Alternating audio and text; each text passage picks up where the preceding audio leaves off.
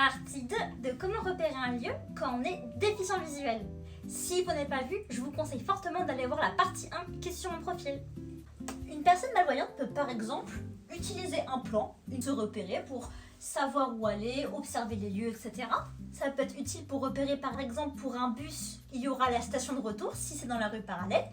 Et pour une personne non-voyante, ça peut être de demander par exemple des détails à son entourage ou d'utiliser des applications de navigation qui sont adaptées. Par exemple, il y a StreetNav qui est adapté aux personnes en situation de handicap, tout comme aux personnes valides ou dans plein de situations. Le fait d'utiliser une application de navigation fait aussi écho aux analyses de Carrefour qui sont importantes quand on est mal ou non-voyant. Mais ça, ce sera pour une prochaine fois. Je montre actuellement à l'écran l'application, mais je vais laisser VoiceOver énoncer les différents modes d'accessibilité disponibles. Fauteuil roulant. Marche difficile. Fauteuil électrique. Femme enceinte. Poussette barre oblique valise. Sélectionné. Aveugle. Malvoyant. Facile à lire. Ce qui est bien aussi et qui n'est pas à oublier, c'est qu'une personne déficiente visuelle peut toujours demander aux gens qu'elle croise. Ça peut être des gens dans des points d'information ou alors à des passants si jamais elle se sent perdue. Et petite note, ce qui est pas mal, c'est qu'une personne déficiente visuelle a d'autres outils dans son sac. Comme par exemple, dans Paris, il y a plein de balises sonores. Les balises sonores, c'est pas qu'à Paris, hein.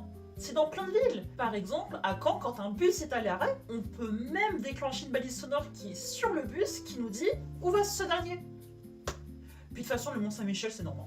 Vous connaissez sûrement celle pour les feux, mais ce n'est pas tout. Il y a aussi des balises sonores qui indiquent des stations de métro, ou alors des balises sonores qui indiquent par exemple des toilettes ou plein d'autres commodités, ce qui est très pratique.